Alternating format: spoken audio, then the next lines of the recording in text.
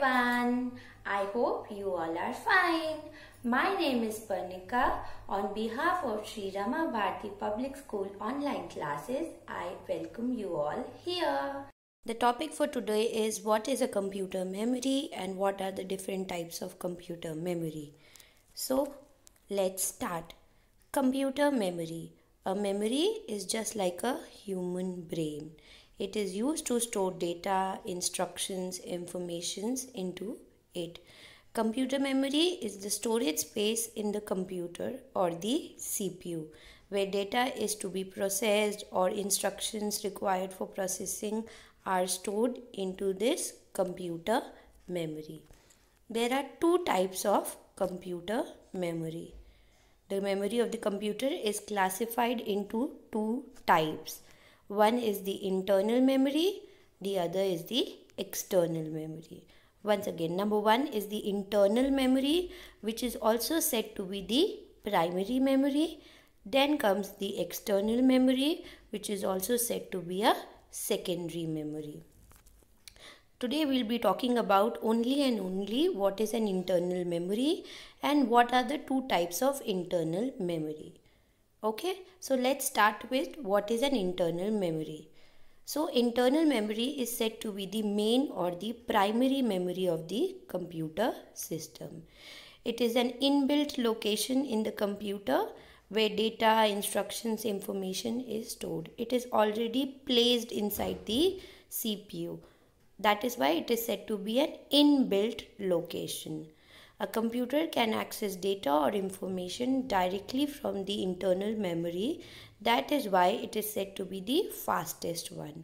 As compared to the external memory, the internal memory is said to be the fastest memory just because it is available with the computer itself.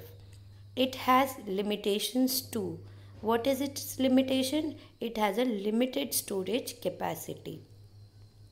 The internal memory is divided into two parts.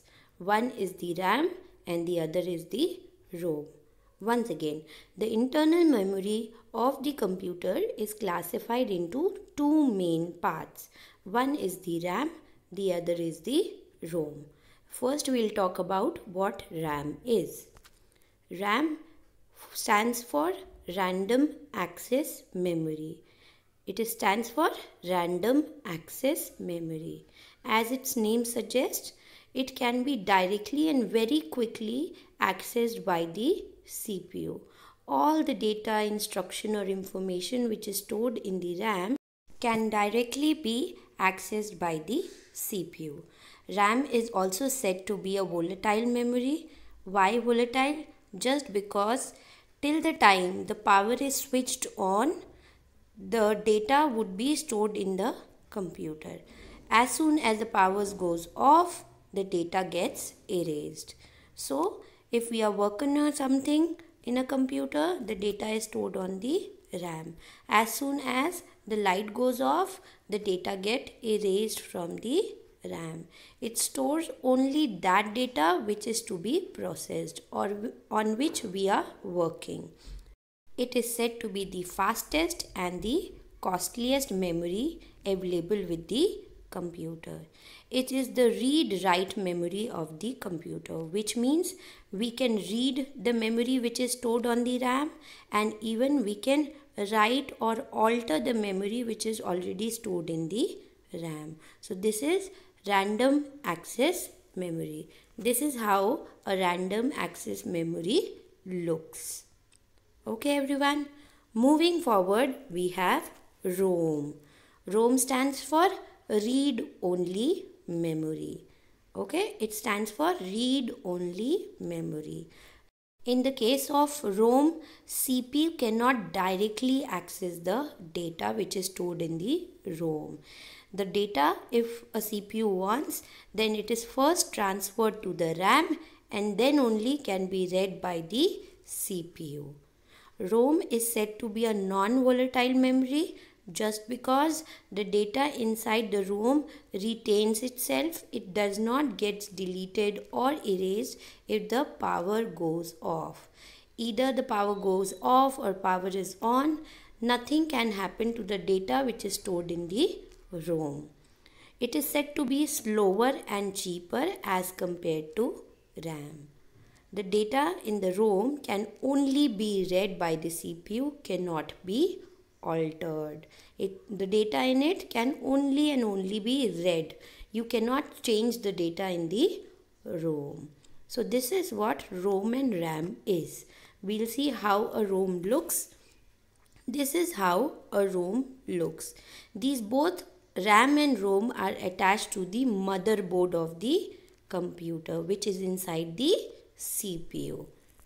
So we'll just see quick difference between the RAM and the ROM. Full form of RAM is random access memory, whereas full form of ROM is read-only memory.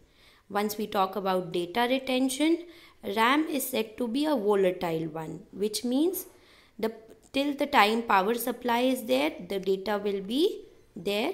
Once the power goes off, the data would get erased. But ROM data is non-volatile. That means it is permanent.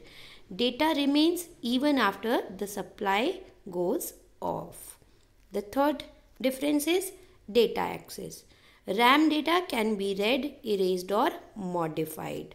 But we talk about ROM data is only read, for the read purpose. We can only read the ROM data. We cannot erase it, we cannot modify it. The next comes the speed. RAM speed is quite high as compared to the ROM. Now the fifth difference is the CPU access. In the case of RAM, CPU can access RAM directly. The data stored in the RAM can be directly accessed by the CPU. But in case of the ROM, as we learned earlier also, data is copied from ROM to RAM and then is read by the CPU. It can only read, it cannot alter it. Talking about the cost, RAM is costlier as compared to ROM. ROM is cheaper. In the next video, we'll be moving forward and we'll be talking about what is an external memory. Till then, stay tuned and watch the video once again if you have any doubt.